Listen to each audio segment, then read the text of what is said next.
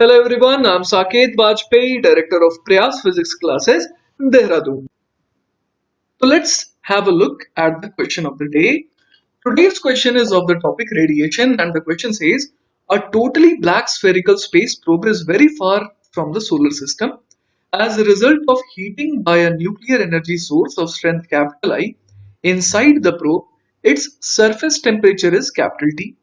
The probe is now enclosed within a thin thermal protection shield which is black on both sides and attached to probe surface by a few insulating rods.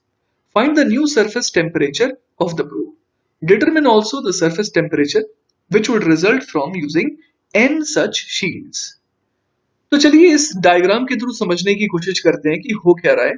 Basically इस probe के अंदर जो है ना, हमारे को बोला गया है कि कोई न्यूक्लियर एनर्जी का सोर्स है जो कि लगातार क्या कर रहा है, किस रेट से, किस पावर से एनर्जी को रेडिएट कर रहा है, वो दिया हुआ है कैपिटल आई। ठीक है, ये लगातार एनर्जी बना रहा है आई रेट से, तो ऑब्वियस है कि स्टेडी स्टेट पर क्या हो रहा होगा कि उतना ही एनर्जी जो है, जितना इस प्रोब को मिल रहा है, किसके द्वारा, अंदर जो न्यूक्लियर एनर्जी फ्यूल है उसके द्वारा, उतना ही बाहर भी निकल रहा होगा। अभी तो सारे के सारे जगहों का टेम्परेचर जो है वो फिक्स किया जा सकता है। क्लियर है ये बात? तो हम लोग इस डायग्राम को देख करके क्या इक्वेशन लिख सकते हैं, using Stefan Boltzmann law, capital I मतलब पावर इज इक्वल टू क्या होता था, sigma A T to the power 4। तो अपने को पहली इक्वेशन आ गई, और ये है किस चीज की इक्वेशन, शुरुआत की इक्वेशन, जब यहाँ पर कोई भी बाहर शील्ड नहीं था। उस समय टेम्परेचर टी जो है वो कुछ इस तरीके से लिखा जा सकता है। ऑलराइट, अब आते हैं, जब शील्ड हमने एक लगा दिया तब देखते हैं कि क्या बदलाव आएगा।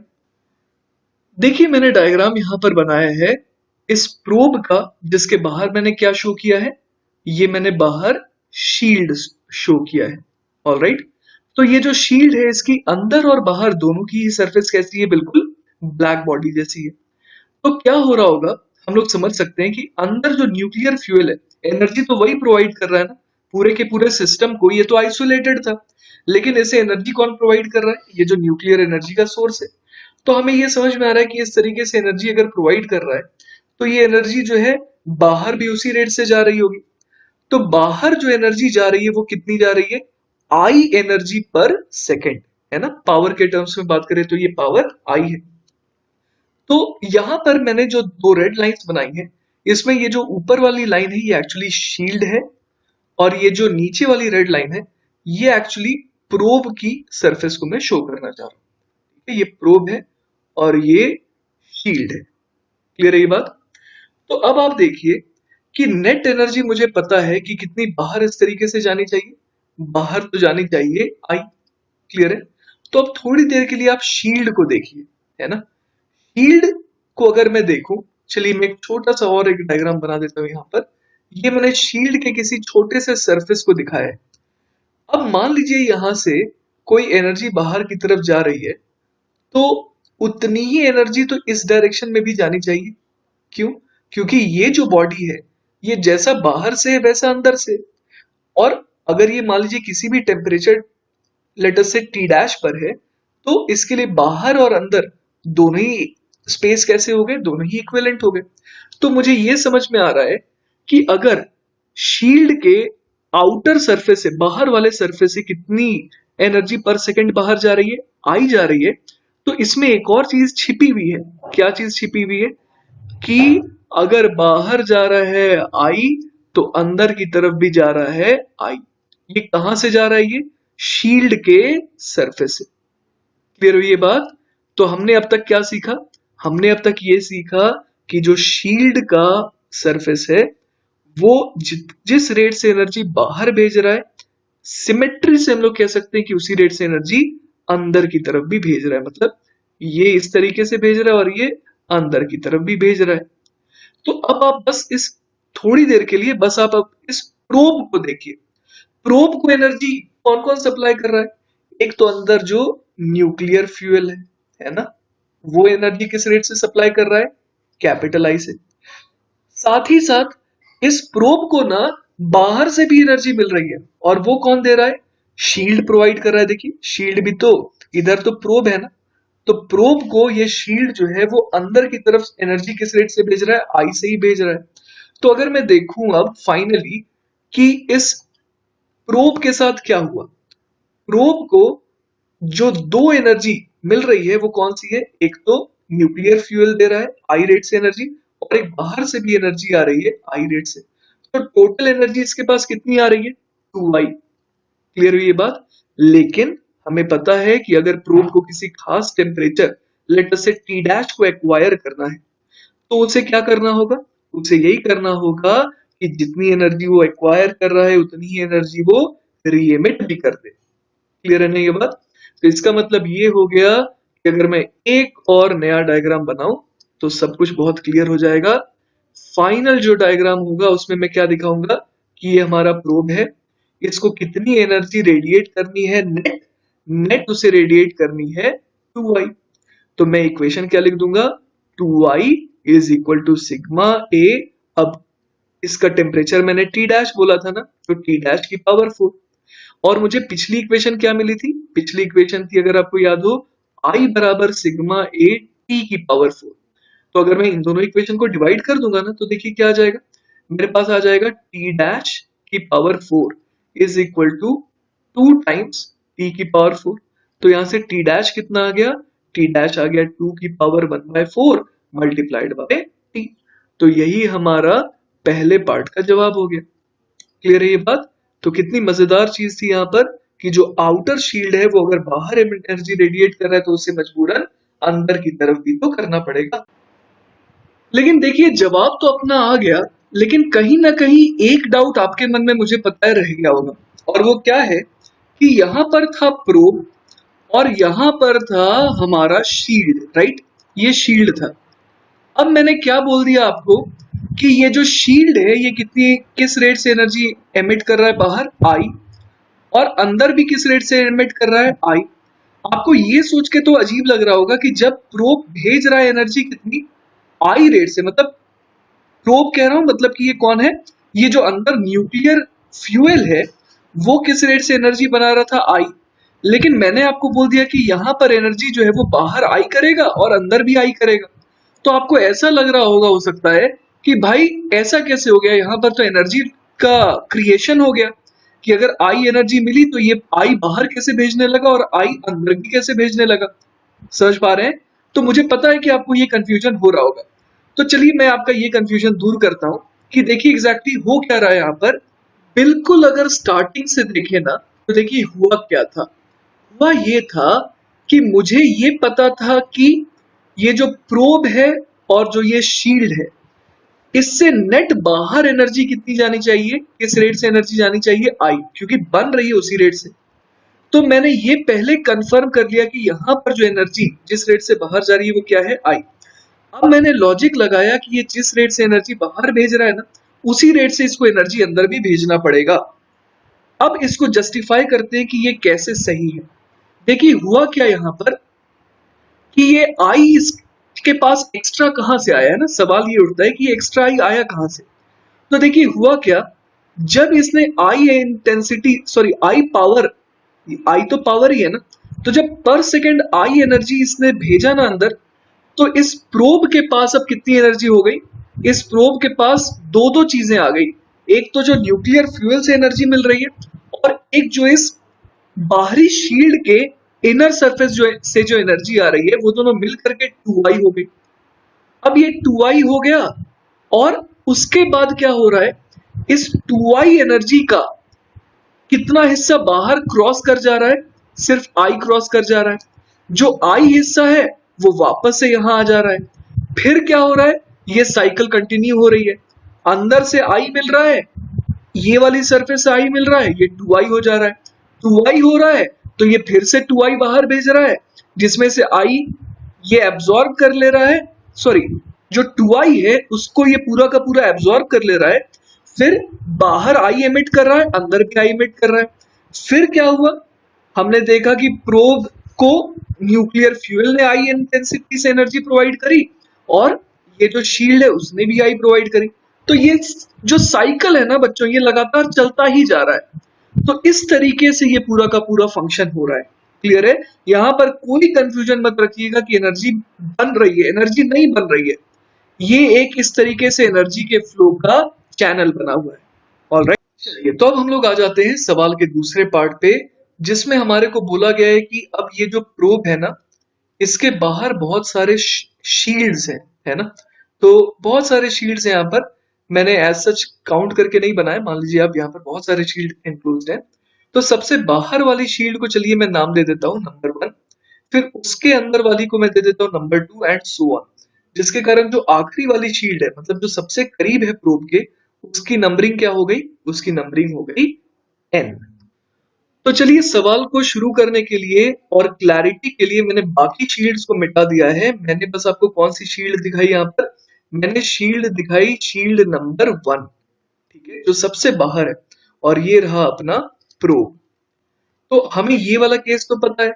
इस केस में क्या हो रहा है कि शील्ड जो है, ये तो पिछला ही केस हो गया कि शील्ड बाहर कितनी एनर्जी रेडिएट कर रही है आई, और अंदर कितनी कर रही है आई।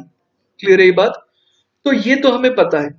अब अगर मान लीजिए मैं इसका इफेक्ट देखूं शील्ड नंबर 2 पर, जो कि 1 के ठीक अंदर की तरफ होगी।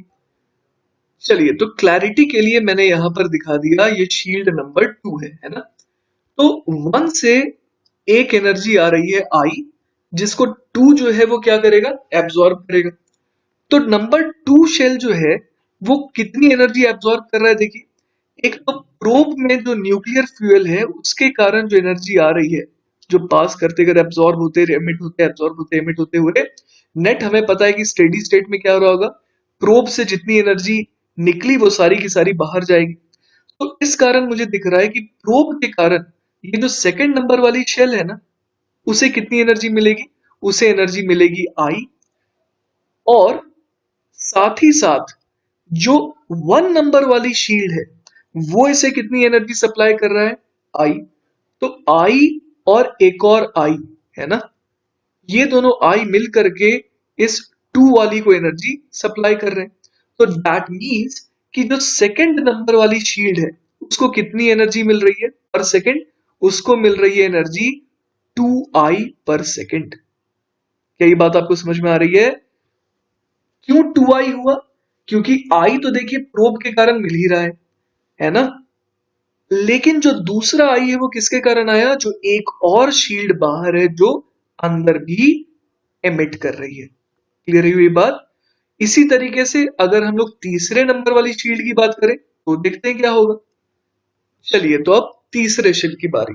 तीसरे शेल तक पहुंचने के लिए पहले मैं एक हल्का सा रिवीजन करा देता हूं, क्योंकि मुझे पता है कि ये सवाल बहुत ही अच्छा है। सबसे बाहर वाली शील्ड जो है, अब तक हमने क्या पाया कि वो आई बाहर एनर्जी रेडिएट करेगी पर सेकंड, और अंदर भी आई करेगी। इस आई को कौन एब्जॉर्ब कर रहा है? सेकंड नंबर वाली शील्ड। और सेकंड नंबर वाली शील्ड जो है, एक और प्रोब के कारण जो एनर्जी इस तरीके से बाहर आती जा रही है उसे भी एब्जॉर्ब कर रहा है। तो नेट उसने कितनी एब्जॉर्ब करी? 2i। तो 2i एनर्जी वो बाहर भेजेगा और 2i एनर्जी वो अंदर भी भेज देगा। इसके अलावा अगर हम लोग बात करें, अब आते हैं तीसरे शेल पर। तो तीसरे नंबर की जो शील्ड है ना, उसको आप देखिए कि बाहर से कितनी एनर्जी मिल रही है। बाहर से एनर्जी मिल रही है 2i।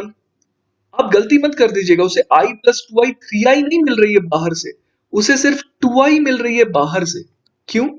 क्योंकि इस i को तो ये सेकंड नंबर वाली शील्ड ने एब्जॉर्ब किया ना, और उसके बाद वो नेट अब 2i एमिट कर रही है अंदर की तरफ। तो ये जो थर्ड नंबर वाली शेल है उसको बाहर से कितनी एनर्जी मिल रही है अंदर की तरफ? 2i। और ये जो प्रोब है उसके कारण कितनी एनर्जी मिल रही है? उसके कारण इसे एनर्जी मिल रही है आई। तो तीसरे नंबर वाली जो शेल है उसके पास कितनी एनर्जी आ गई? 3i। तो अब क्या होगा?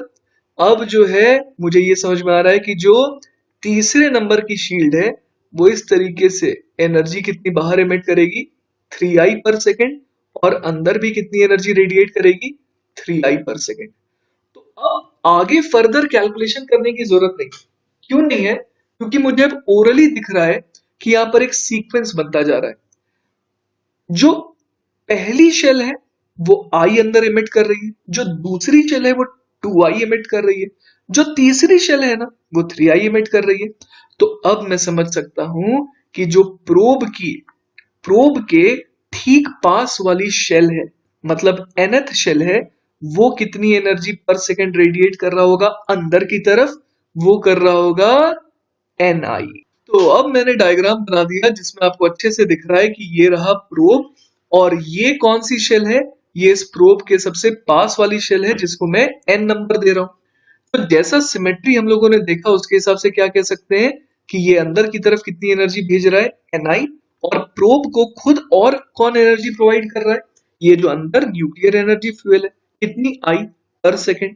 तो अब हमें ये समझ में आ रहा है कि नेट कितनी एनर्जी एब्सॉर्ब कर रहा है ये प्रोब पर second, N I plus I, right, जो कि हो जाएगा n plus one multiplied by आई।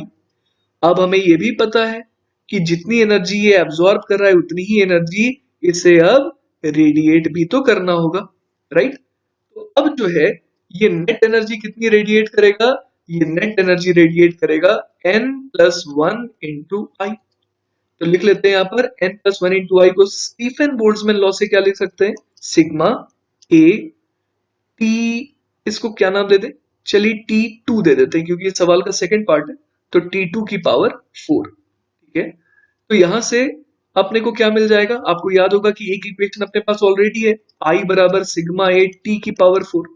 तो इन दोनों को चलिए डिवाइड कर देते हैं, डिवाइड कर देंगे तो क्या आ जाएगा, n plus one is equal to T2 की पावर 4 अपॉन T की पावर 4, राइट।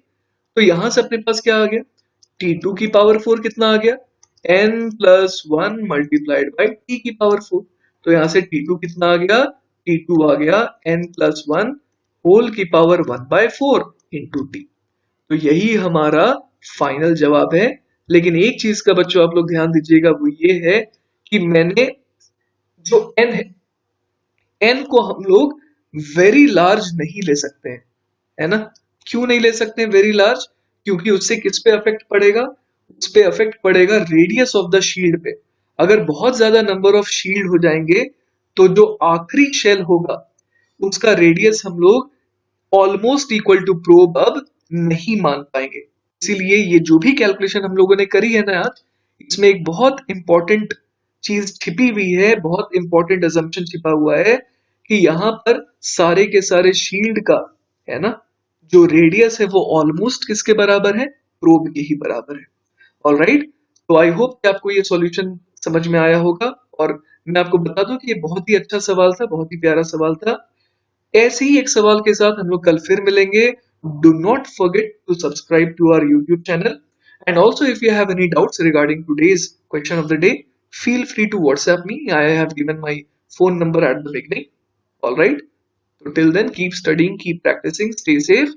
Bye bye.